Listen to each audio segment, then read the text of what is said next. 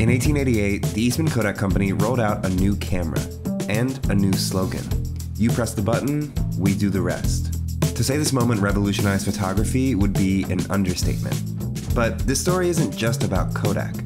It's about what happens when a powerful technology, originally only understood by a select few, can suddenly fit in your hand.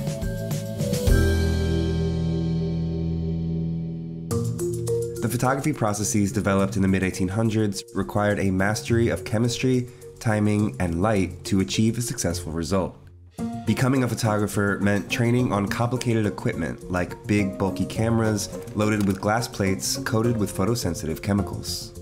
Not to mention the expertise needed to develop images in a darkroom once a photo was taken.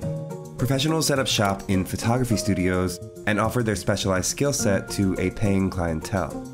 Getting your photo taken was often a pretty serious, rare occasion.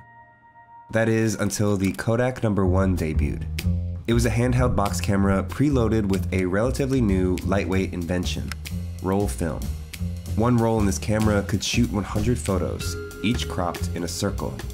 The results weren't nearly as sharp or detailed as professional equipment could produce, but they were photos, taken for the first time by people with little or no previous knowledge of photography. When you were done, you mailed the whole thing off to Kodak, and they mailed you back a camera with a freshly loaded roll of film in it ready to shoot, along with your processed and printed photos. This was just the beginning of people using photography to tell their personal stories. They organized their printed Kodak photos into albums to document their travels and their daily lives at home. People took portraits of each other, but also candid street scenes. The casual nature of these photos, made possible by how quickly the Kodak #1 could take pictures, showed natural smiles and people at ease. In comparison to the portraits done in professional studios up to this point, which often had longer exposure times and a more formal setting. Kodak photos came to be known by a word that, up until this point, was used in hunting, and referred to a quick shot with a gun, without aim, at a fast-moving target. The snapshot. Owning a Kodak #1 would set you back $25, or the equivalent of more than $800 today. So while photography was changing, it was still well out of reach for most consumers. The real breakthrough in amateur photography came a little more than a decade later, when Kodak introduced the Brownie. A simple box camera made of cardboard encased in faux leather, the Brownie cost $1 in 1900, or about $38 today. And whereas the Kodak #1 was marketed toward the upper middle class, the Brownie, at least at first, was marketed toward children. Brownie users loaded their own roll of Kodak film into the cameras, which, according to this Kodak trade circular announcing the camera in February 1900, originally cost 15 cents each and were good for 6 square exposures. And it wasn't just children using Brownies. Once people realized these cheap point-and-shoot cameras designed for kids actually took pretty good photos, adults started carrying them around too. And by the time the updated #2 Brownie came out in 1901, these handheld cameras were everywhere. By the end of 1905, more than 1.2 million cameras had been sold.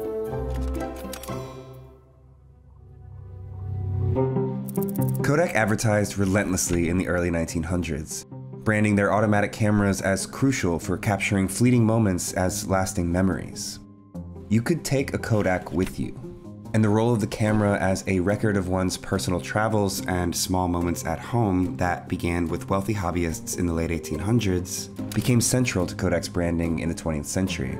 For over 100 years, people have trusted their memories to Kodak film, America's storyteller. The company dominated the consumer-level photo and film development market for over a century after its Kodak #1 box camera came out. But by the mid-90s, a competitor from Japan, Fujifilm, had begun to eat away at the American photo giant's market share, including in the sale of cheap disposable cameras. But that, ultimately, wasn't what pulled the plug on Kodak's supremacy in the film and photo industry. The 4-meg Nikon Coolpix 4300. Sony Cybershot. Canon PowerShot digital cameras. By the early 2000s, digital photography had outpaced film photography among consumers, and Kodak's relevance began to fade. The first digital camera was actually invented by a Kodak engineer in 1975, but the company, which from the beginning had built itself on selling and processing film rather than manufacturing cameras, didn't make the change soon enough. By the peak of the digital camera era in 2010, Kodak had fallen far behind in market share. They filed for bankruptcy in 2012, later reemerging with a focus on digital printing services rather than film development. Of course, film photography never fully died. But the cost of film, which now caters to a somewhat niche market of dedicated hobbyists, keeps going up. And with the days of the ubiquitous one-hour photo business now behind us, amateurs without access to a darkroom mail off their photos for processing, just like the earliest days of roll film cameras. Kodak will probably never again be the industry giant it once was, but its legacy is in our pockets. This idea that you don't need to be a professional to take a picture started right here in 1888. You press the button, we do the rest. Really quickly, before you go, we have something we're excited to tell you about.